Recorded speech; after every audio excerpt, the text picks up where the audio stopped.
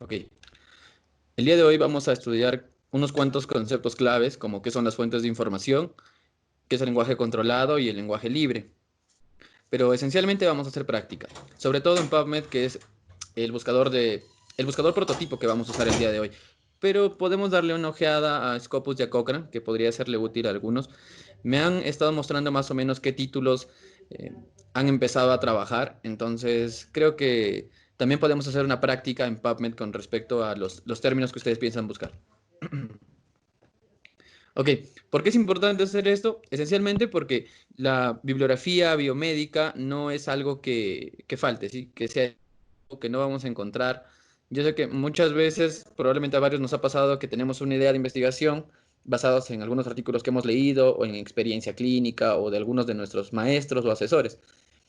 Entonces podemos creer que la idea como cuando la tenemos inicialmente ya está madura porque no hay evidencia al respecto. Así que siempre hay que dudar cuando piensen eso. Sí, por favor, tienen que hacer una búsqueda más exhaustiva porque, como dice este blog del Sevier, el conocimiento biomédico se va a duplicar cada cierto tiempo. ¿Cada cuánto tiempo? 70 días. O sea, ya no es como antes, que cada 10 años, cada un año, sino que es muy, muy veloz.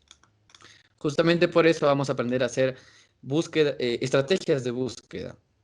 ¿Sí? Las fuentes de información son muy variadas, pero hay algunas que son casi de uso obligatorio. El día de hoy nos vamos a concentrar mucho en PubMed, porque como digo, es el buscador que tiene más desarrollo, es el buscador prototipo y es el que más nos va a ayudar. Pero, por ejemplo, Vireme mantiene la biblioteca virtual en salud, a través de la cual puedes acceder a LILACs y otras bases de datos. PubMed, que es el que es más conocido, es mantenido por la Biblioteca Nacional de los Estados Unidos.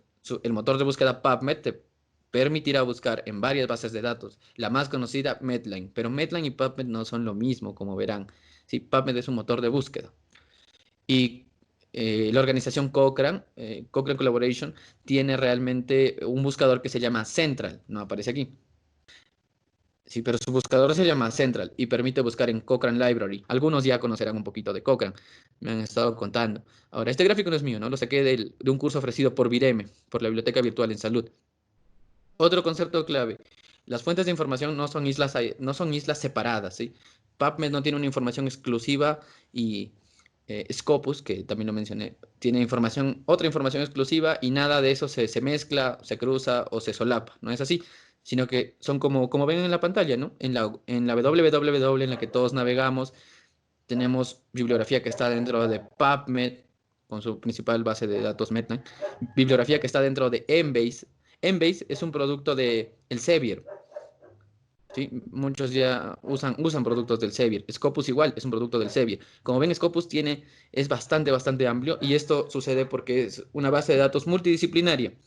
No solamente tiene cosas de medicina y es bastante recomendable buscar en Scopus, considerando que en gran parte del mundo no tenemos acceso a Embase. PubMed puede ser libre, pero Embase no lo es. Y Scopus cada vez está ganando un poco más de terreno, ¿no? Y como ven, a través de Scopus podemos encontrar algunos contenidos que se encuentran en Embase, cada vez más abundantes. Entonces hay que tenerlo en consideración si es que es posible buscar. Entonces, PubMed, Central, Scopus son cosas a las que podemos acceder el día de hoy para dar una pequeña revisada. Embase no se va a poder por el acceso, como mencionaba. Otro concepto importante es el lenguaje controlado. ¿Qué es el lenguaje controlado y cómo se diferencia del lenguaje libre?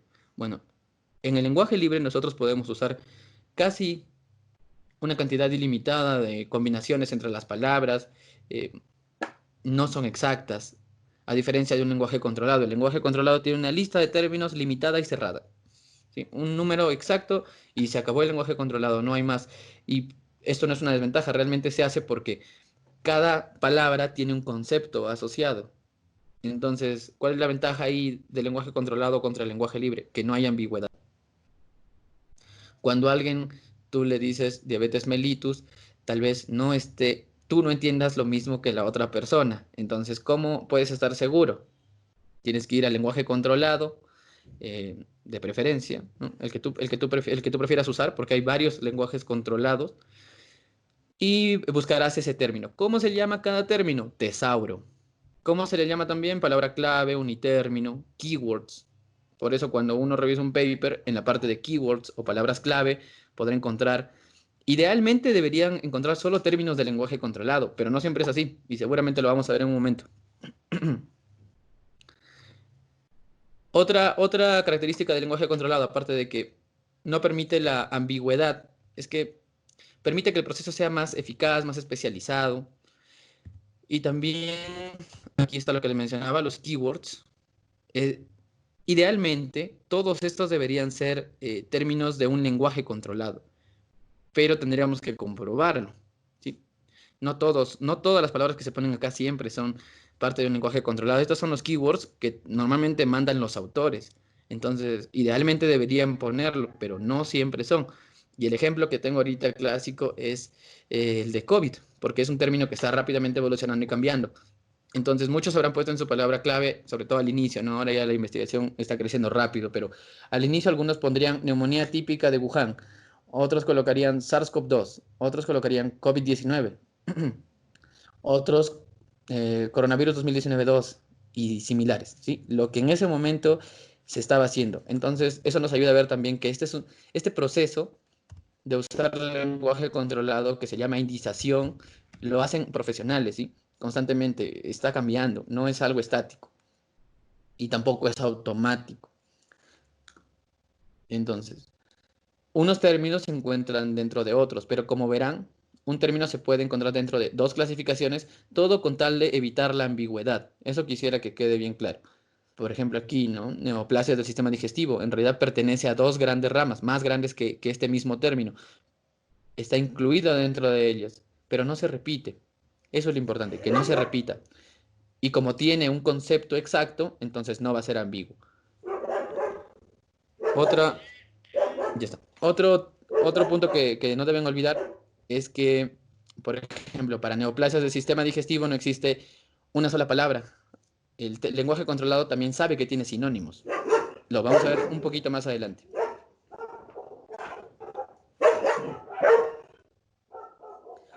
Y en este caso, por ejemplo, en este cuadro podemos ver que hay varios lenguajes controlados. No es uno solo.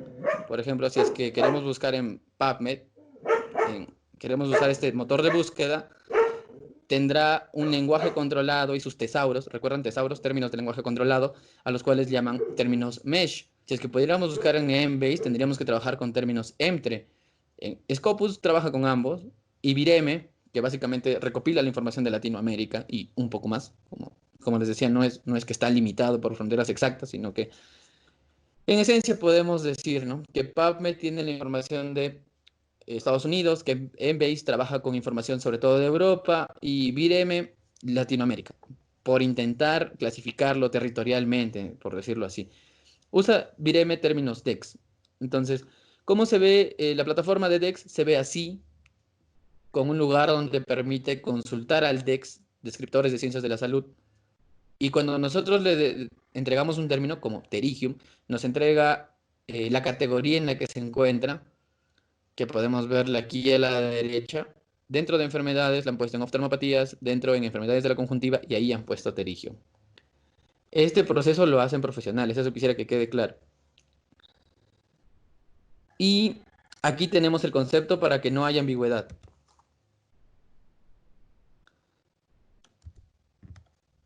Ahora, esta es más o menos la interfase de Mesh. En la interfase de Mesh también tenemos una caja donde podemos buscar un concepto. Estos cuadritos son los aspectos en los que se puede estudiar. Igual acá también habían aspectos donde se puede estudiar. Y una clasificación importante. Y acá hay algo también interesante que nos da algunos términos equivalentes. Pterigium, su equivalente para Mesh es pterigiums y nada más. Ya, ahora vamos a practicar, que es realmente lo que más les va a servir. Ahora, ¿dónde podemos practicar? Mencioné Dex, mencioné Mesh, pero hay otros sitios, ¿no? Se puede acceder a los términos Mesh a través de Cochrane, pero no lo vamos a usar hoy. Y a través de BabelMesh. BabelMesh es interesante porque tú le entregas un término en tu idioma de preferencia, le indicas en qué idioma le estás entregando el término y te da posibles opciones en inglés o en el idioma que tú desees. Podrá parecer muy ventajoso, pero no lo es necesariamente porque solo te permite hacer 3 búsquedas por día. Entonces es bastante limitado. Y creo que tener Dex y Mesh a la mano les va a ser mucho más útil. Entonces ya he dejado algunas pestañas abiertas acá. Todas las he puesto en Google para que las personas que aún no entran a a estos servicios lo puedan hacer desde Google. ¿Sí? Entonces, a través de Dex, pueden entrar acá. Como verán, pueden ponerlo en inglés, en portugués, pero ahorita nos sale en español. Entonces, está bien para los fines que necesitamos. Consultamos al Dex y aquí podemos buscar alguna palabra. Por ejemplo, lo que busqué la última vez que fue asma. Le tenemos que indicar en qué idioma le estamos entregando la palabra, ¿sí? Entonces, cuando consultemos, a diferencia de Terigium, no nos va a dar solo un resultado, porque antes nos dio uno, pero aquí nos da 8. Entonces, ¿cómo sabemos qué idea es la que tenemos en mente? ¿Solo pacientes con asma en general o específicamente asma inducida por ejercicio? ¿Cómo sabré? Bueno, cada uno de ustedes está haciendo una idea de investigación. Como les mencioné, he podido ver los títulos, están interesantes. Entonces, lo que tienen que intentar es definir al máximo todos los términos que están usando, ¿no? Ustedes tienen que ser quienes mejor conozcan esos términos. Y una forma de ayudarse son estas definiciones. Entonces, supongamos que nos vamos porque necesitamos asma. Nosotros entregamos la palabra en español, pero ya nos lo dio en inglés y en portugués. Entonces, ya es una ventaja que podemos ver de Dex. Dex trabaja con 3 idiomas. En caso de que ustedes tengan en mente una enfermedad y solo sepan su nombre en español y la conozcan por experiencia clínica, porque no han leído libros en español, tal vez también les puede ayudar el DEX para saber cómo podrían acercarse al término y la bibliografía en inglés al respecto de ese tema. Ya, aquí está la definición exacta para que no haya ambigüedad y también quisiera hacerles ver, cuando ustedes hacen clic en cada uno de estos links en azul que dicen categoría, van a ver cómo han clasificado a asma. Algunos profesionales han hecho el proceso de indización y han colocado asma dentro de enfermedades bronquiales, que a la vez está en respiratorias, que a la vez está en la gran rama de enfermedades, pero también está en pulmonares obstructivas, también está en hipersensibilidad, y no solo está en enfermedades, también está en asuntos de salud pública. Sí, eso quisiera que se note. Ahora, otro, otro, otra búsqueda que puede serles útil. Vamos a hacer nueva consulta. Aquí vamos a buscar COVID. Les comento que hace unas cuantas semanas yo lo busqué y no estaba todo esto. Entonces, de nuevo, es un término cambiante, dinámico. Cuando yo coloco COVID, por qué me entregó este resultado si ni aquí, ni aquí, ni aquí dice COVID? Bueno, los profesionales que han hecho este proceso han colocado COVID aquí como término equivalente, como sinónimo en español. Si yo le entrego en español la palabra que quiero que me busque el DEX, entonces los sinónimos van a estar en español. Si lo hubiera entregado en inglés, los sinónimos estarían en inglés. Ok, entonces, si se dan cuenta, esto está muy verde, por decirlo así, ¿no? Por hablar coloquialmente. No está todavía terminado, porque cuando nosotros hablamos de COVID-19, realmente nos estamos refiriendo ya sabemos a qué nos estamos refiriendo, a una enfermedad específica con un agente causal bien conocido. Y también ya sabemos el nombre de la enfermedad, ¿no? COVID-19, COVID-19. En todo caso, aquí han mezclado de todo. Aquí han puesto MERS, han puesto la infección del nuevo coronavirus, infección por coronavirus de Wuhan, etcétera. Y si buscan la definición, creo que estaremos de acuerdo en que no es exactamente lo que estamos buscando todavía. Estoy seguro que esto aún está en proceso, porque habla de enfermedades infecciosas de felino, enteritis. Nosotros no queremos eso, ¿no? Queremos la enfermedad causada por SARS-CoV-2, que tiene potencialmente es mortal y con sus características clínicas. Neumonía, por ejemplo. Entonces, veremos que este proceso aún no está terminado. Y aquí es donde esto nos da pie a buscar en otro lugar, en Mesh.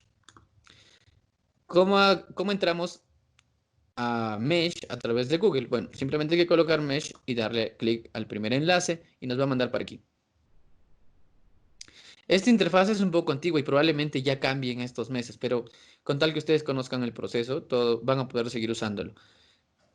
Esta también es la interfaz de PubMed, bueno, la antigua. Bueno, no tan antigua, ¿no?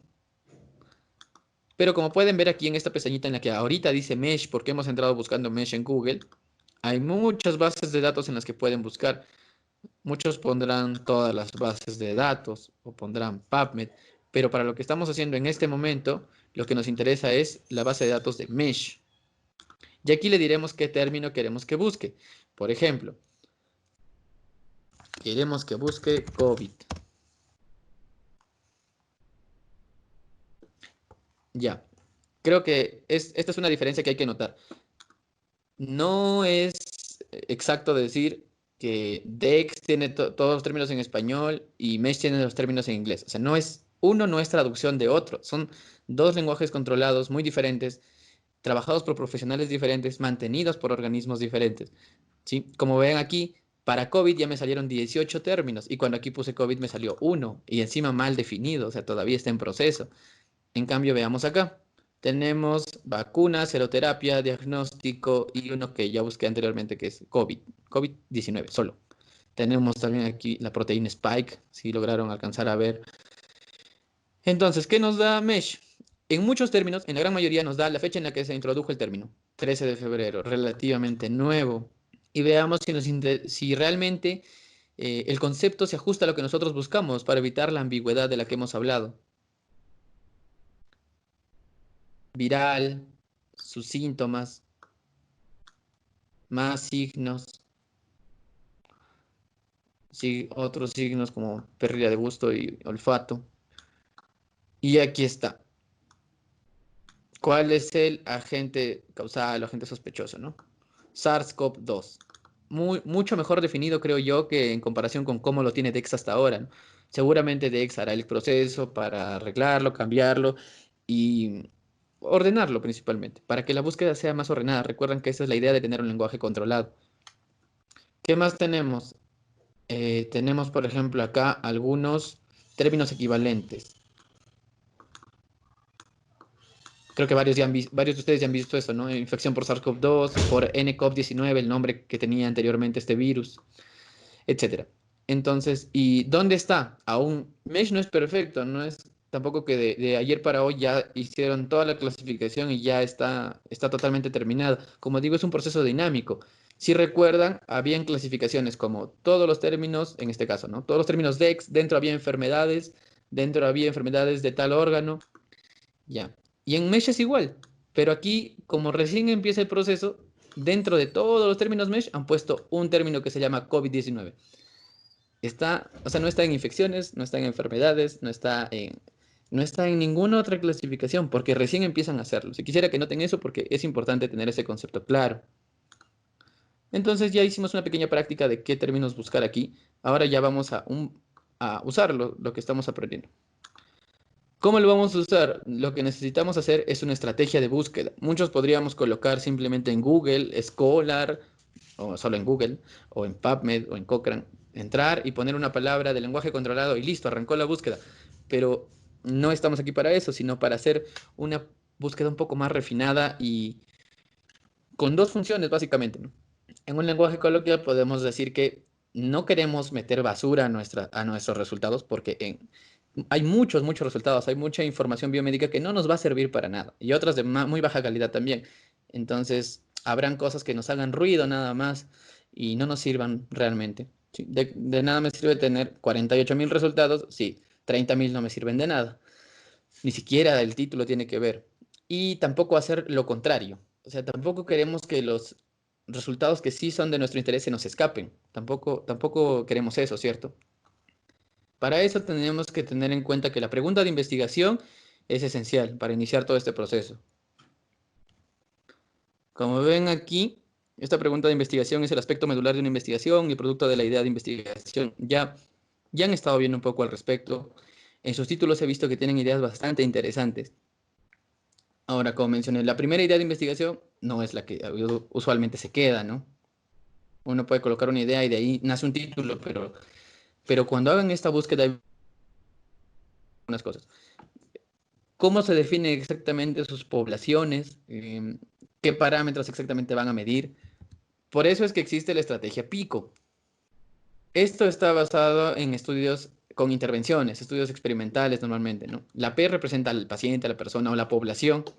Por ejemplo, población de pacientes con diabetes con tales complicaciones. ¿No? No todos los pacientes con diabetes que han tenido tal complicación previa.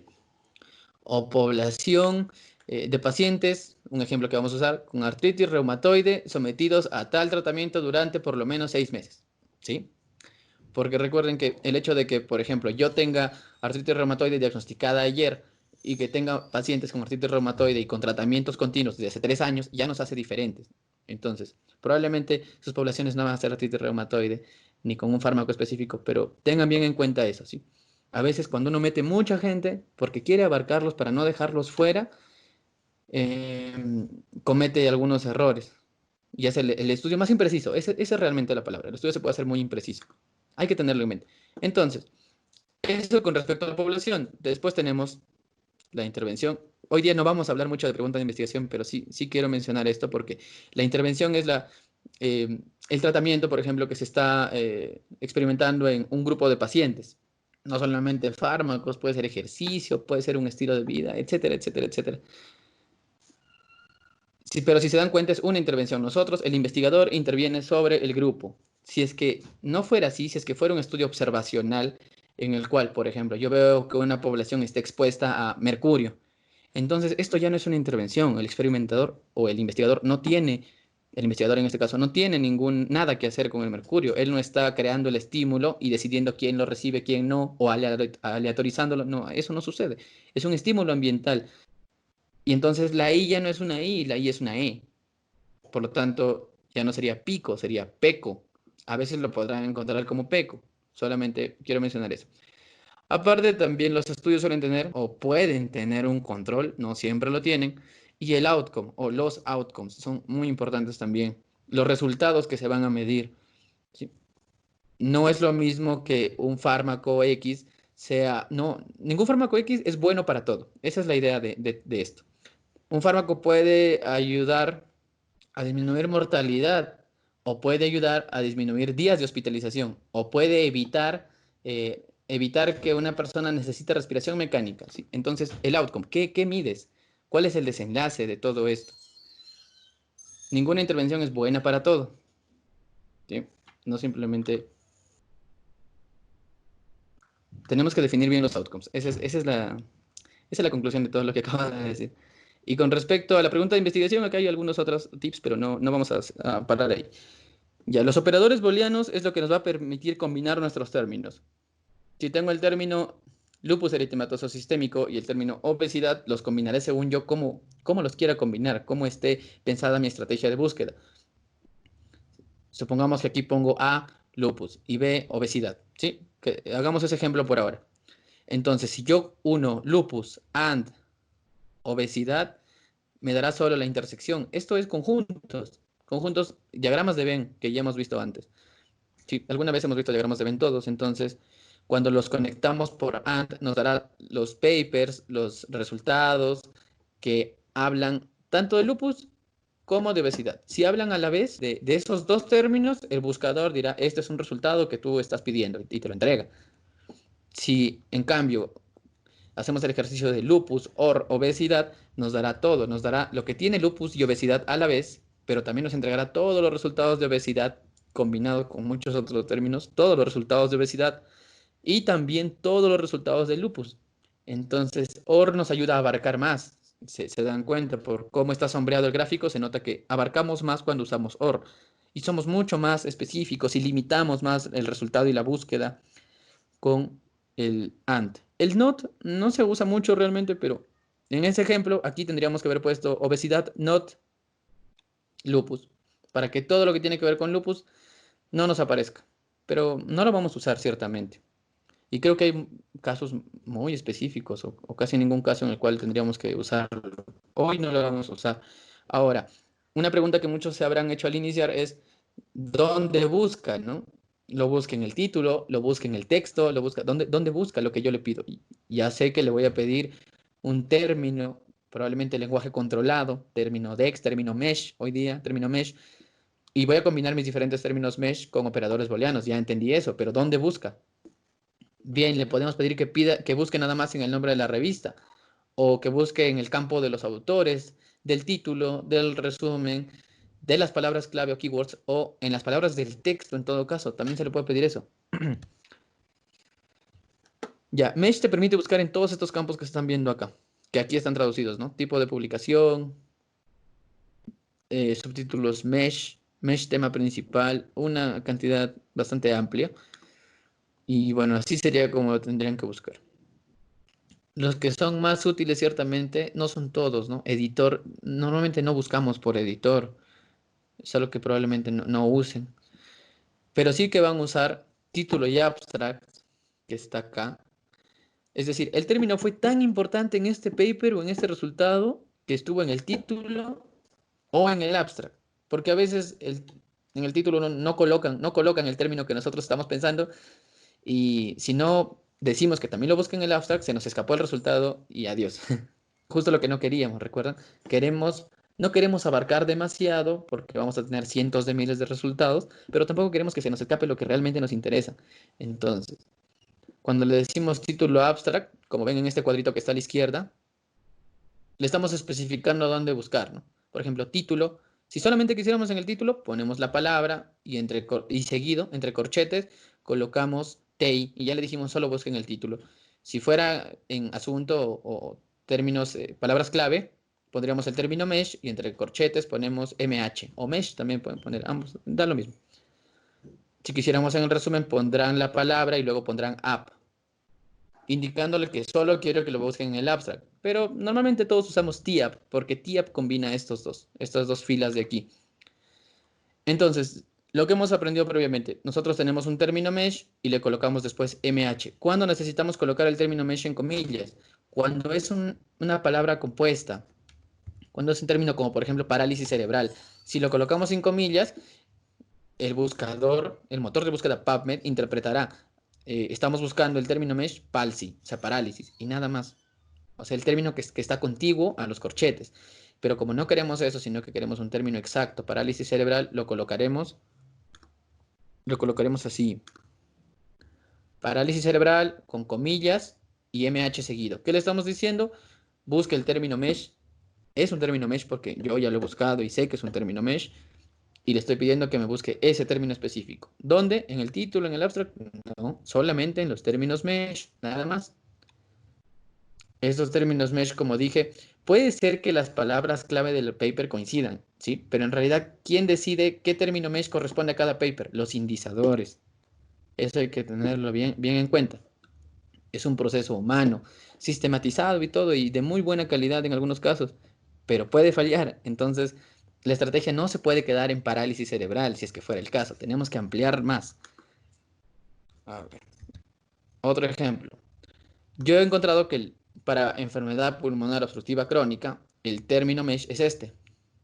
Entonces, en el área, en el campo de términos mesh, me buscará cuando yo le indique, ¿no? Buscará todos estos y sus términos equivalentes. Acuérdense que hay términos equivalentes. Entonces, este término mesh tiene algunos términos equivalentes. Bueno, todos los va a buscar cuando yo escriba hasta acá. Sin embargo, hay otros términos que pueden ser de utilidad. Por ejemplo, COPT. COPT es la abreviatura de todo este término. Pero ya no queremos que lo busque en términos mesh, sino que para abarcar un poco más le vamos a decir OR, es decir, unión, COPT, ¿y dónde le vamos a pedir que lo busque? En título y abstract. O sea, si fue tan importante este término COPT que lo pusieron en el título o en el abstract, también va a aparecer en mis resultados. Y otro término un poco más amplio es tuberculosis. Ya, tuberculosis creo que todos hemos escuchado de ella y sabemos que se usa un montón de nombres. Es una enfermedad que se conoce desde hace demasiado tiempo. Entonces yo sé que el término mesh es tuberculosis y lo colocaría acá. Le diré búscalo como término mesh. Los indizadores han dicho que en tales papers uno de los términos mesh es tuberculosis. Bueno, yo quiero esos resultados. Bien, pero no me quedo ahí porque habrán algunos papers en los que no le pusieron tuberculosis como término mesh, no lo indizaron dentro de tuberculosis y entonces se me va a escapar. ¿Cómo evito eso? Nuevamente agarro el término tuberculosis, pero ahora indico que quiero que lo busque en título y abstract. ¿Se dan cuenta? Ya abarqué mucho más y ya estoy previniendo que se me escapen resultados útiles. A la vez, yo sé, y esto ya no es lenguaje controlado. Hasta aquí llegamos con el lenguaje controlado. Hay, hay una cosa importante. Muchos autores no colocarán tuberculosis o no colocarán, bueno, en este caso tuberculosis, colocarán TB, porque han visto que muchos profesionales le llaman TB, otros le llaman TBC, etcétera. Entonces, tú teniendo eso en mente, y tal vez un médico o tú mismo has leído algún paper donde usan abreviaturas o nombres diferentes, ya sabes que tú quieres que esos resultados no se te escapen. Entonces hay que incluirlos. ¿Sí? Esto no es lenguaje controlado. Debe no lo es lenguaje libre. Pero le vamos a decir que lo busquen TIAP. ¿Por qué? Porque el término TB fue tan importante que estuvo en título abstract y además no se nos va a escapar. Además, algunos autores sabrán que usen enfermedad de Koch todavía, así que también pondremos TIAP. Y este último término, donde ponemos un asterisco al final, está truncado. Cuando ponemos un asterisco al final de una palabra, la estamos truncando. En realidad, no de la palabra completa, sino de la raíz. Por ejemplo, si pongo tuberc, como están viendo en pantalla, y luego un asterisco, estoy diciéndole al motor de búsqueda que quiero que me entregue resultados que tienen el término tuberculosis, tuberculoma, tuberculoide, etc. ¿Sí? Todas las variaciones que hay, que ahorita no me lo sé. Pero entenderán que la palabra tuberculosis tiene muchas variaciones. Bueno, al ponerle un asterisco ahí, le estoy diciendo que tome esto como raíz y que me entregue todas las variaciones. Y sirve para muchas cosas. Por ejemplo, en enfermedades reumatoideas ponen reumatoid, solo hasta la T, por ejemplo, o reumat, asterisco, y les va a buscar todas las variaciones de esa palabra. Y hay que indicarle siempre dónde buscar, en este caso en TIAP. Ya, para llevar esto a la práctica, hay una matriz que no es mía, yo la he encontrado en internet y veo que muchas personas la usan, que básicamente intenta ordenar el proceso de búsqueda. Más adelante la van a hacer ya de manera casi automática. Pero por ahora, para hacerlo pasito a pasito, vamos a usar esta matriz, que como mencioné, está libre en internet y también se los voy a pasar para que lo puedan usar en todo caso. Em, bueno, está dividido en pasos y tiene la idea de estudio como primer paso, porque como mencioné es súper importante. Ahora, que su idea de estudio aún no esté madurada no significa que no pueden empezar a buscar. Pueden tener ya una idea y hacer búsqueda bibliográfica y esto les va a hacer una retroalimentación para madurar y precisar su idea de estudio. Entonces, ese efecto también puede tener este proceso. Y ahí, como digo, vamos a la práctica, que es lo que creo que más interesa ahora. Ya. Yo ya he usado esta matriz y he hecho un ejemplo. Aquí en PubMed, en nuestro buscador prototipo, ¿verdad? Entonces, esta idea imaginaria, en la cual queremos saber si los inhibidores del factor de necrosis tumoral, que es un tipo de fármaco que va a inhibir la actividad del TNF-alfa específicamente, que se le da a algunos pacientes, sobre todo de enfermedades autoinmunes. En este caso, queremos saber si estos fármacos favorecen que aparezca tuberculosis en pacientes con artritis reumatoide, porque esta es una enfermedad autoinmune y en estos pacientes se está usando cada vez más este tipo de fármacos. Entonces tendría que ver cuáles son mis términos, ¿no? ¿Cuáles son los términos en los que voy a basar mi estrategia de búsqueda? Para eso, ¿qué hay que hacer? Definir el problema de estudio con la estrategia PICO o PECO en este caso. PECO porque si es que hay estudios observacionales en los que el investigador fue, digamos, a un hospital o un centro médico y recogió registros de estos pacientes, PECO. Nadie les dio nada, ya estaban en tratamiento y vamos a estudiar los outcomes que decidiremos más adelante. Pero ¿qué tal si nos interesa que en los resultados aparezcan ensayos clínicos? Ensayos clínicos en los que el experimentador hizo grupos y dijo, a un grupo le damos placebo, a otro grupo le damos esto. A un grupo le damos eh, fármacos antirreumatoideos clásicos y a otros les damos los inhibidores del factor de necrosis tumoral. Entonces ahí sí sería pico. Pero la idea es la misma, ¿sí? No hay que confundirse con eso ni complicarse de más. Entonces, en este caso, como les digo, puede haber o no haber controlador realmente, pero yo le he puesto por el ejemplo. Entonces, la población sería artritis reumatoide. La intervención, estos fármacos que mencioné. El comparador, los fármacos que se dan habitualmente, se les llama de Marx. Y el outcome es, ¿qué me interesa? ¿Qué es lo que voy a observar que se desarrolle? ¿Qué evento va a aparecer? Porque bien puede pasar muchas cosas cuando de repente podemos estudiar la actividad del artritis reumatoide, si sube, si baja, o a qué nivel llega, un punto de corte. Podemos estudiar otros efectos adversos. Es más, tuberculosis sería un efecto adverso, ¿cierto? Entonces vamos a estudiar, en este caso, este efecto adverso. Bueno, y esta sería la pregunta clínica. Le damos forma de pregunta, pero básicamente es lo mismo. Como son casos nuevos, es incidencia, pero no incidencia de tuberculosis, pero no vamos a detenernos ahí. Lo importante es que después, realmente lo que a mí me interesa es buscar la bibliografía en inglés, ¿ok? O sea que el objetivo es llegar acá, hacer la búsqueda en PubMed. Pero cuando no conocen los términos en inglés y quisieran entregarle a Dex los términos en español para que él se los entregue en inglés y usar Mesh sea más fácil, pueden poner los términos ahí. Pueden poner, por ejemplo, artritis reumatoide. Yo ya lo coloqué. Este término lo saqué de Dex, pero está en inglés. Bueno, yo le entregué el término Dex a artritis reumatoide Dex y me dijo que sí, sí existe. Me dio un término, me dio una definición. Ahora, otra cosa interesante es que para los inhibidores del TNF-alfa no existe ese término. Por ejemplo, si nosotros ponemos aquí TNF, o mejor, Tumor Necrosis Factor.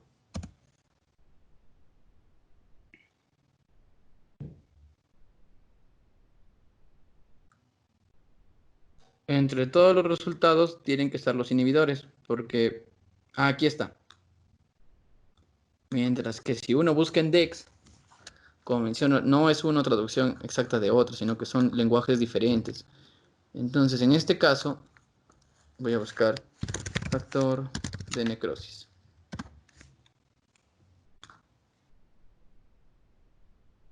No existe al menos algo similar. Entonces, como verán, este tipo de fármacos para DEX no está indicado, lamentablemente, no lo han hecho todavía. Pero el que era el comparador, que son los DMARDs, eso sí está como agentes antirreumáticos y tuberculosis obviamente también está. Ya, pero lo importante es que esto de aquí nos puede ayudar, como digo, a saber la traducción del término y a ir a MESH. Es lo que más nos interesa ahora, o lo que más vamos a usar el día de hoy. Entonces vamos a hacer la búsqueda con los términos MESH en PubMed. ¿Cómo lo hacemos? Para no perder mucho tiempo, porque vamos a practicar un poco con los términos que ustedes están usando y vamos a invertir tiempo ahí. Entonces, vamos simplemente, ustedes me van a creer que yo haya buscado esto, ¿ok? Entonces, en población, yo busqué artritis reumatoide y me entregó este término. Pero recordarán que habían términos equivalentes, M3 terms. ¿Lo recuerdan? Había una lista pequeñita. Por ejemplo, en COVID, cuando buscamos COVID, nos dimos cuenta de que había COVID-19, infección por SARS-CoV-2, neumonía de Wuhan. Entonces, esos términos no es que, como son sinónimos, ya al colocar esto ya los estoy considerando y ya me olvido de ellos. No, no, sí son útiles y los vamos a usar en un momento, así que los vamos a dejar apuntados acá. Por ejemplo, en Mesh, ya que estamos acá, lo vamos a mirar. Cuando busqué inhibidores del factor de necrosis tumoral, me dio estos términos equivalentes. Entonces, todos los tengo que copiar, no necesariamente, pero sí, con tu experiencia, con lo que ya vas leyendo, vas sabiendo que algunos son, obligatoriamente los tienes que considerar. Algunos son súper importantes. Entonces, esos los conservas. Yo los he conservado acá. ¿Cuáles me interesan? Antagonistas TNF, inhibidores TNF y bloqueadores TNF. Son sinónimos de inhibidores del factor de necrosis tumoral. Pero yo quiero mantener estos tres porque me van a servir. Ahora, para los agentes antirreumáticos también, al buscar en Mesh me dio muchos sinónimos, pero yo me decidí quedar con estos. También pueden decidir quedarse con todos, pero no creo que haga mucha diferencia y solamente va a ser más tediosa la búsqueda. ¿Con cuáles me quedo? Bueno, ya con experiencia lo van a aprender. O, por ejemplo, han leído muchos papers de un tema. Entonces ya saben cuáles son los términos más importantes para ustedes. Pero no se preocupen ahora por eso.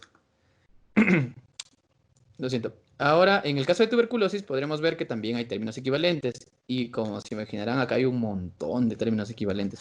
Porque tuberculosis es un tema que se ha estudiado por mucho tiempo. Ya, y ahora sí vamos a lo que nos interesa, ¿no? ¿Cómo planteamos la estrategia de búsqueda? Bueno, ¿por qué conservé los términos equivalentes? Porque nos interesan y acá los estoy colocando. Por ejemplo, dentro de población, por favor, no perdamos de vista esto, ¿no? Vamos a usar el término P y internamente vamos a abarcar todo lo que podamos en el término P, que no se nos escape nadie de esa población. Eso es lo que queremos.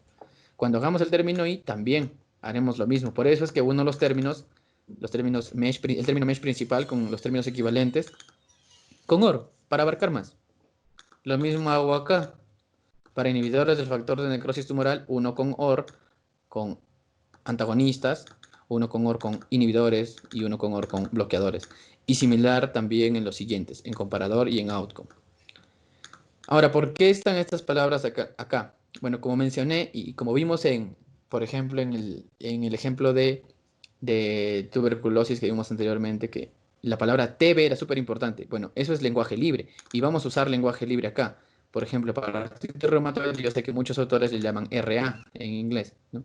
Es la abreviatura. Pero también algunos le llaman artritis deformante. O tal vez hay muchos términos y yo no estoy tan seguro de conocerlos y no quisiera que se me escapen, entonces pongo reumatoid y lo trunco. Y ya estoy considerando todas esas variaciones. De la misma manera acá también. Para los inhibidores del factor de necrosis tumoral, como vieron, es un término que todavía está en desarrollo, en proceso. El proceso de indiciación, por ejemplo, en DEX ni siquiera empieza. Y en MESH seguramente que todavía puede cambiar. Entonces, ¿qué términos de lenguaje libre necesito aquí que se refieran a los inhibidores del factor de necrosis tumoral? Bueno, yo por mi experiencia he leído, también se les llama anti-TNF alfa, así, o anti-TNF. Estos dos no estaban acá, si se dan cuenta. Mesh no me lo entregó ni como término Mesh principal, ni como términos equivalentes tampoco. Pero como los conozco, no los voy a ignorar. Ya, aquí ningún término de lenguaje libre, ciertamente. Y para tuberculosis, sí, los que mencioné anteriormente. Tubercul, truncado, TB y TBC. Esos no quiero que se me escapen, entonces los considero como términos de lenguaje libre que me van a servir. Ahora, ¿dónde va a buscar todo esto? Tenemos que recordar la diapositiva o el slide de campos y etiquetas. Por ejemplo, el primero, obviamente, le voy a decir que lo busque como término mesh.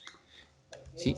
Se ha hecho el proceso de indiciación y yo quiero aprovechar que se ha hecho ese proceso de indiciación y todos los papers, todos los resultados que han sido indizados y etiquetados con artritis reumatoide van a ser incluidos por mi búsqueda. Pero el resto de palabras, ¿qué tal? Reumatoide artritis, RA, deforming arthritis, todo eso, ¿dónde quiero que lo busque? ¿En cualquier parte? Si lo busco en cualquier parte, de repente hay un paper que habla totalmente de lupus, pero en una línea dijo artritis reumatoide y me va a entregar ese. Un poco. Estaría de más, ¿no es cierto? Sería cargar de más mis resultados, que por cierto no van a ser pocos. Entonces no es lo que yo deseo. Lo que deseo es que lo busque en título y abstract. Como dije anteriormente, reumatoide artritis, RA, deforming artritis fueron tan importantes que lo pusieron o en el título o en el abstract. Entonces, bien, ya voy delimitando un poco mejor. Lo mismo para el segundo término, que puede ser intervención o exposición. Lo mismo vamos a hacer. Vamos a indicarle que el primer término lo ponga en Mesh, que lo busque en Mesh, y los demás en título y abstract. Pueden ser más específicos, ¿no? Pueden decirle tal solo en título, tal solo en abstract, pero para estandarizar esto, dejémoslo en TIAP. Y usémoslo así. Creo que prácticamente se hace una costumbre con el tiempo. Aquí nada más, salvo indicar que va a buscar casi todo en TIAP, excepto el primero, ya saben, en Mesh, igual acá. Y luego, como todo esto se refiere a mi población, lo tengo que seguir juntando con OR. Entonces, artritis reumatoide, OR, este término, OR, todos los términos de lenguaje libre. Igual acá. Si se dan cuenta, dentro de P, dentro de I, intentamos abarcar mucho, que no se nos escape. O sea, hacer los diagramas de Venn es como si quisiéramos que estos círculos, estos diagramas de Venn se hicieran muy grandes y que abarquemos todo lo que se puede de cada término. Pero no vamos a abarcar mucho indiscriminadamente, sino que luego los vamos a combinar. ¿Y cómo los vamos a combinar? Con AND. Cuando lo combinemos con AND, le vamos a decir, disculpen, cuando lo combinemos con AND, le vamos a decir que queremos los que tienen esta coincidencia, que coincide este término P con todo este término I. Aquí hemos abarcado mucho, hemos hecho muy grande el conjunto, el diagrama de Venn. Aquí igualmente lo hemos hecho muy grande, pero cuando lo juntemos vamos a limitarlo ya. Ahí vamos a limitar el tamaño con AND. Ahora, ¿por qué me concentro tanto en P y en I? Porque ustedes están iniciando, muchos he visto que están iniciando una idea de investigación, ¿no? Todos empezamos así. Cada vez que se te ocurre una idea, piensas, bueno, podría ser buena idea, ¿cómo lo hago? Bueno, voy a definir la población, la intervención, ¿y qué outcome mido? Bueno, no lo sé. Por ejemplo, tú quieres saber si, ya vamos a un fármaco, que es lo que más se usa, ¿no? Quieres saber si un fármaco es bueno, como mencioné acá, pero puedes estudiar muchas cosas con respecto a lo cual puede ser bueno. Puede ser bueno para mejorar la movilidad del paciente, para mejorar su calidad de vida, puede tal vez reducir la dependencia del paciente de otros, porque en estas enfermedades pueden ser discapacitantes. o tal vez reduce el dolor. Ujú. Todo eso se puede medir. ¿Y cómo van a saber qué medir? A la primera no va a ser así, sino que seguramente cuando hagan la búsqueda y revisen, verán algunos outcomes, ¿no? Tal fármaco en tal enfermedad y sus resultados en tal outcome, ¿no? ¿Cómo reduce el dolor tal fármaco? Ya es una idea, ya. El dolor, sí, bueno, ¿hay algún instrumento para medir dolor? Ya lo buscas. Entonces su idea se va a ir madurando. Las ideas que tienen de verdad se ven bien interesantes y me gustó poder leerlas. Entonces, ¿controlador y outcome pueden hacer? Sí, sí lo pueden hacer, pero creo que cuando recién se está empezando a madurar la idea, no es muy recomendable porque limita mucho la búsqueda. Como recordarán, cada vez que yo sumo un término, por ejemplo, a P, le voy a agregar I. ¿Cómo lo uno con AND? Ya voy limitando. Normal. Pero si le agrego C y lo uno con AND, limito mucho más. Entonces tengo que pensar bien si lo voy a hacer. Y si luego le agrego también con el outcome, voy a limitar muchísimo más. Entonces, puede ser para cuando la idea ya está bien madura o cuando hay ideas ya muy específicas. Por ejemplo, algunos creo que tienen experiencia con revisión sistemática o metaanálisis. Ahí sirve bastante no ser ni muy amplio ni tampoco tan específico, pero sí tener una idea bien formada, ¿no? Con todos estos términos de preferencia. Entonces, ahí puede servirles usar los cuatro términos, P, I, C, O. Pero si están recién empezando, quieren madurar bien su idea, yo les recomiendo que usen P, I. Ya, si quieren limitar un poquito más, porque ya vieron que outcomes son útiles, luego lo hacen con outcome también, ¿no? P, I, O. Pero buscar con controlador no es algo que realmente se haga mucho. Como digo, lo he colocado para que tengan la idea, pero no es algo que se suele hacer demasiado. Entonces, vamos a hacer la estrategia final, ¿no? Aquí dice estrategia final y es lo que queremos hacer. Una búsqueda avanzada. Por eso vamos a poner, bueno, yo ya lo he puesto PubMed en Google. Con PubMed en Google vamos a entrar a esta interfaz. Ojalá que salga la interfaz nueva. Sí, exacto. Probablemente con el tiempo incluso esta interfaz de Mesh ya cambie y se haga así también. Como mencioné, ambos son mantenidos por la Biblioteca Nacional de los Estados Unidos. Créense una cuenta, les puede ayudar porque a veces se nos pierden las búsquedas y la cuenta guarda un historial. Entonces, por favor, créense una cuenta, les va a ayudar bastante. ¿Cómo entran por aquí a Mesh? Por acá, Mesh Database. Pero nosotros queremos hacer ahora una búsqueda avanzada. Ya espero que todavía nos quede tiempo. Por favor, me avisan si es que ya estamos un poquito tarde para correr. Pero ya estamos terminando esta parte. Vamos a decirle que busque nuestro término P y lo vamos a colocar acá en esta cajita. Ahora, buscar directamente no es lo que queremos, sino más bien agregar al historial. Y el historial es una herramienta bien interesante porque aquí te da el número de resultados que estás obteniendo. Entonces, recuerdan, dentro de P, dentro de I, dentro de cada término individual quiero ampliar mucho. Me parece que lo estamos haciendo bien porque hay 185.000 resultados. Es una cantidad, nunca vamos a acabar de leer eso, ¿sí? Entonces, es una cantidad muy amplia, al menos con eso hemos cumplido. Ahora vamos a colocar el término I y le vamos a colocar agregar a historial. No buscar, recuerden, agregar al historial. Y nos dará también los resultados sobre estos fármacos, 12.000, mucho menos. Pero lógico y esperable, porque esos fármacos existen, como dije, hace poco más de 10 años, más o menos 10 años. Entonces, comparar la investigación intensa que se ha hecho en ese tema, compararlo, por ejemplo, con tuberculosis que tiene 283.000 por el tiempo y por lo mucho que se ha estudiado. Hay un pequeño punto que no les mencioné y que acá lo acabo de ver. ¿Por qué coloqué tuberculosis y no tuberculosis? Bueno, porque hay bibliografía que es, no toda la gramática en inglés también es igual. En algunos lugares usan esta palabra y en otros lugares usan esta. Por eso es que lo coloqué así. ¿Sí? Si quieren, también pueden agregar tuberculosis, TIAP, y además también tuberculosis, TIAP, pero lo coloqué con ese fin, para que sepan que a veces, por ejemplo, hemorragia, puede estar como hemorragia o ahemorragia. Entonces, ya van a ir viéndolo y van a tener cuidado en el futuro con eso. Sí, afortunadamente nos dimos cuenta y lo pudimos mencionar. Ya, entonces, como ven, muy amplios, ¿no? Nunca vamos a acabar de leer 280.000 papers, ni 12.000 tampoco, al menos en el término de lo que dura su taller y todo este proyecto de investigación que están arrancando, ¿no? han visto la bibliografía de los estudios. ¿Cuántas bibliografías tienen? ¿30, 50? Ya, 80, pero no 12.000. Pues.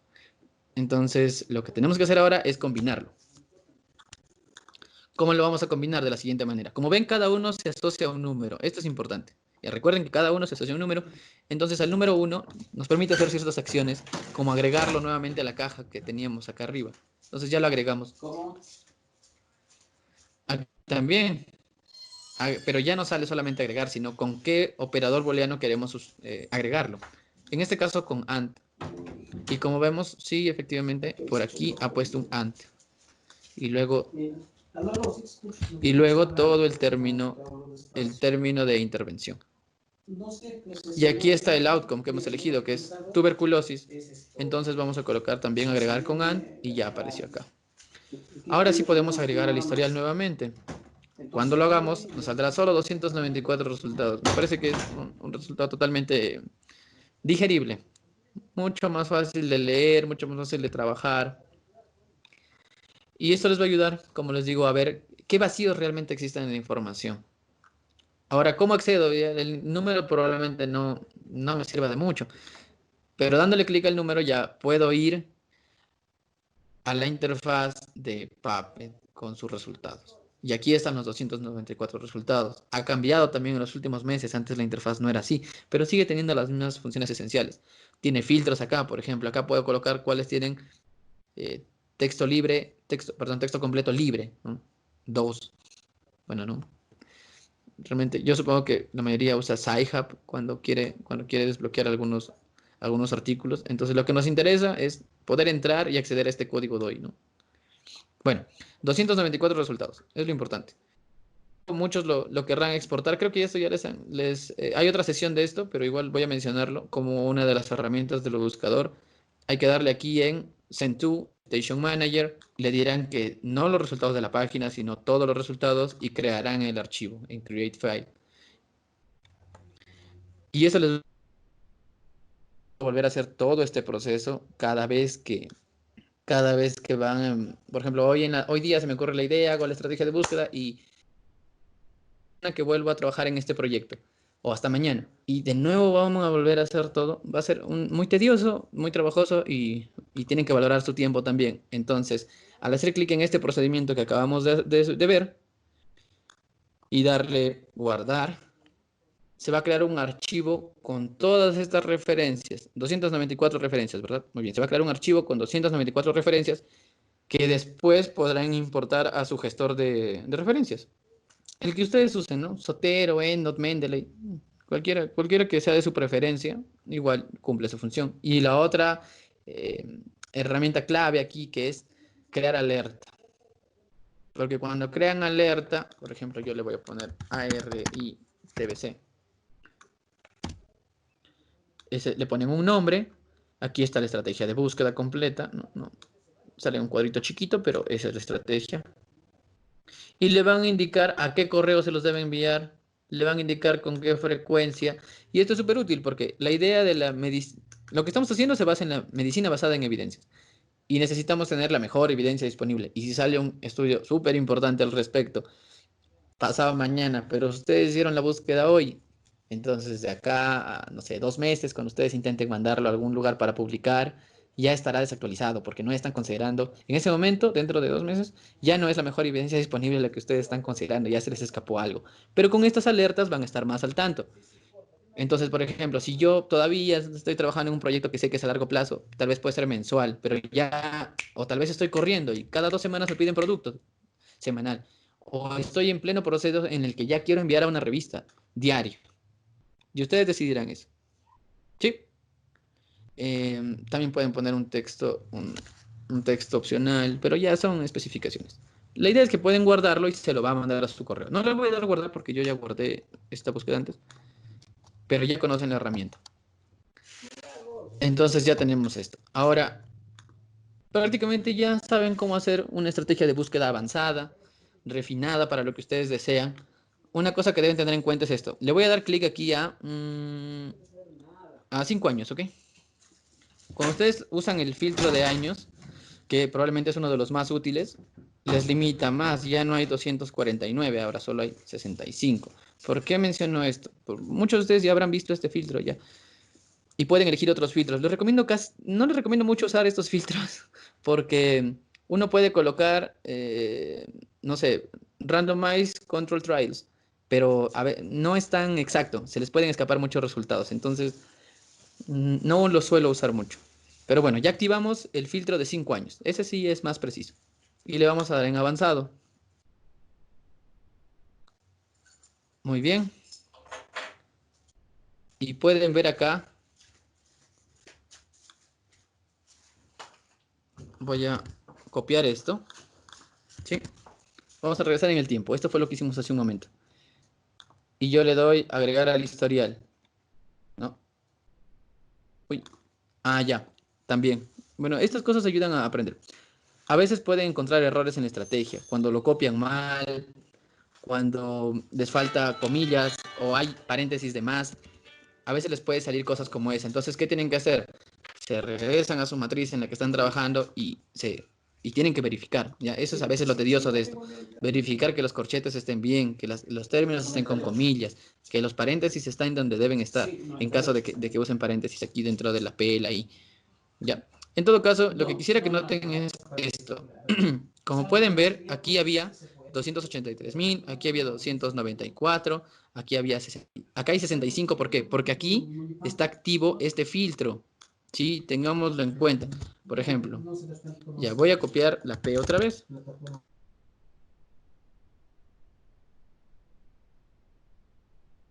Ya no debería haber problema aquí.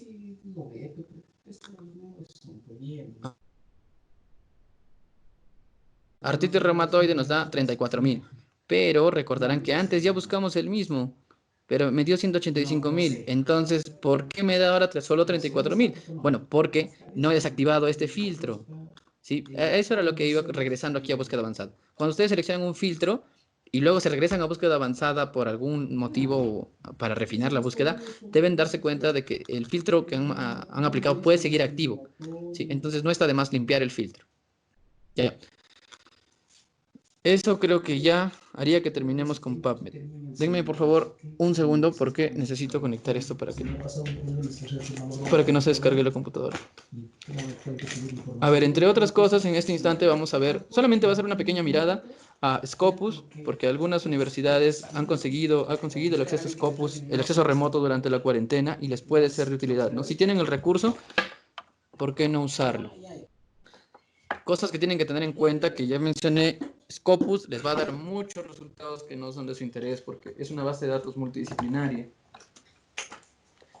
Entonces, tengan eso en mente. Ya, a través de Google entramos a Scopus. Se necesita una cuenta. Eso ya dependerá de cada universidad, ¿no? Y a veces es una limitante que podemos tener para buscar.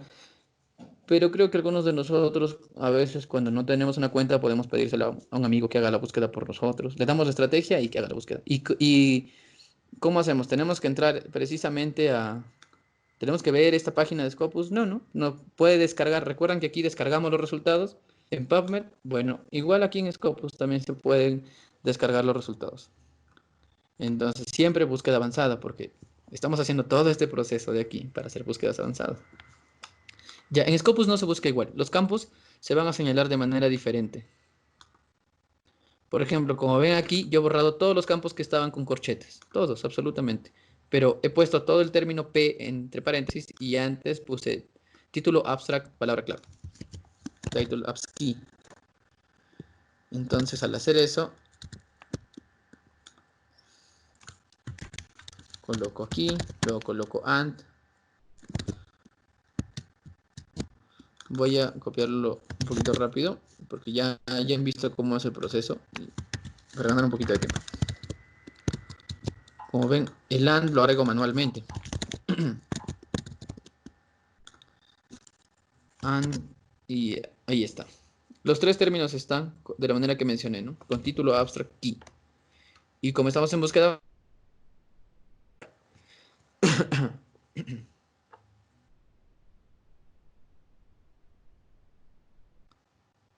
A ver, esperemos que Scopus no nos falle ahora.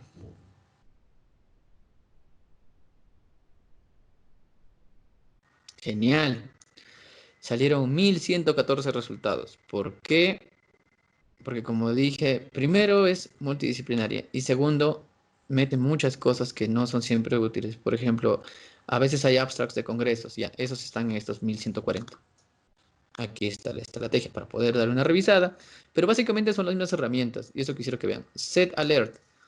Cuando le dan el set alert van a establecer una alarma, igual que en PubMed. Por eso decía que PubMed es el prototipo que vamos a usar para buscador. Set alert y acá está el correo, aquí está la estrategia, el nombre, todo igual prácticamente. Acá hay otra herramienta. Ustedes pueden ir seleccionando individualmente y se activan estas herramientas. Ahora, vamos a seleccionar todo, recuerden, como antes en PubMed. Y a mí me sale RIS Export. Puede ser que a otros les salga otra cosa, por ejemplo. Aquí, ahora cambió el botón, se llama Save to Mendeley. Pero quisiera que se den cuenta que es el que está contiguo aquí a la casilla de All. Cuando le dan clic, disculpen, tienen que darle clic en la pestañita, no en el mismo botón, en la pestañita. Cuando le dan clic en la pestañita, ¿por qué cambia el botón? Porque da muchas opciones para descargar las referencias que hemos encontrado. Entonces yo uso RIS habitualmente. Además porque si lo colocan en Mendeley, les va a limitar el número que pueden descargar. Solo van a poder descargar 500. En cambio, creo que en formato RIS les permite hasta 2500, a un número similar. Entonces, por ese lado, recomiendo que usen el formato RIS. Ahora, si ustedes usan Mendeley, no hay problema. El formato RIS también es reconocido por Mendeley. Salvo que aquí tienen que darle clic a todo esto, pues no. Le dan Export. Y como estoy dentro del número que me permite Scopus, me va a guardar esto. Le voy a llamar TBC AR por artritis reumatoide. Y lo guardo. Y también me acabo de descargar un archivo RIS que sale con ese simbolito porque es para... especialmente lo uso en EndNote, ¿no? Pero como digo, Mendeley también lo lee. Entonces, esas serían las funciones claves de Scopus. Y por último, una ojeada nuevamente. Y esto sí va a ser solo una ojeada porque no queremos que se nos vaya acá todo el tiempo que tenemos. Es entrar aquí a Cochrane, en la biblioteca Cochrane o Cochrane Library.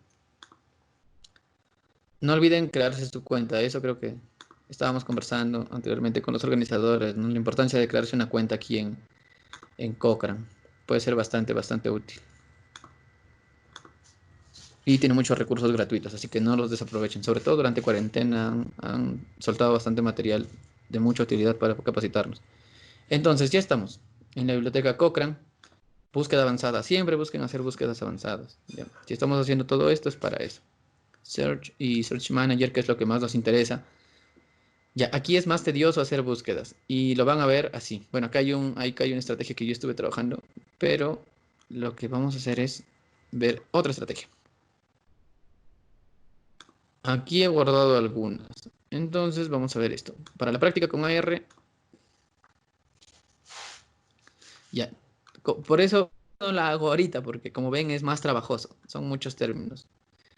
Pero como verán aquí, título, abstract y keyword se señala también de otra manera. Entre paréntesis el término, luego dos puntos y se coloca, ¿no? T, app, cabe doble, espacio. De nuevo el otro término con OR. Cada término tiene un número, igual que en PubMed, pero aquí los números son más importantes que en PubMed. ¿Por qué? Porque este mesh de artritis reumatoide era parte de mi población, ¿lo recuerdan? Todos esos AR de Forming Arthritis también son parte de mi población. Entonces, todos los dos términos, el 1 y el 2, lo combino en un número 3. Y esta ya sería mi población. Igual también para la intervención. Aquí tengo todos los antagonistas, bloqueadores, anti-TNF, y tengo el término Mesh Tumor Necrosis Factor Inhibitor, y lo junto en un 6. Este sería la intervención. Aquí sí puse el comparador. Aquí tendríamos el outcome y luego lo vamos combinando. Por ejemplo, ¿cuántos resultados nos sale si juntamos 3 y 6? O sea, PI, población e intervención, 330. Aquí ya nos va dando vistas previas. ¿Cuántos si junto con el outcome? 3, 6 y 12. Lo que he hecho aquí, ¿no? En PubMed, en Scopus, he hecho población, intervención, outcome. 16. ¿Por qué tan poquitos? ¿Por qué Scopus me daba 1114 y aquí me dan 16? Porque aquí solo hay, o idealmente solo debería haber, ensayos clínicos y revisiones sistemáticas, nada más. Y ya si combino, pues población, con intervención, con comparador, con outcome, o sea, mucho más limitado, pues, ¿no? ¿Por qué? Por I, recuerden, I limita o abarca más. Así que esta sería la pequeña ojeada que le damos a esto. Cuando le dan clic al número, les van a salir los estudios que ustedes están requiriendo al buscador. Recuerden que este buscador se llama Central. Ya, eso sería lo que vamos a hacer hasta acá. He visto que hay varios integrantes de los grupos de los proyectos que han iniciado. Entonces, sería bueno que veamos algunos de sus términos, o al menos eso habíamos conversado con la organización. Practicar con algunos de sus términos aquí podría serles tal vez de ayuda. No con toda la pregunta, porque como vieron, ¿qué hay que hacer? Hay que conocer, primero hay que buscar el término mesh, copiar los equivalentes y conocer estos términos de lenguaje libre que no los conocemos de todos, al menos yo no conozco de todas las preguntas que he visto, ¿no? Ustedes que son los investigadores son quienes conocen más del tema, de cada tema, pero vamos a intentar buscar algunos términos para que se familiaricen probablemente. Entonces, ya chicos, con eso habríamos terminado esta parte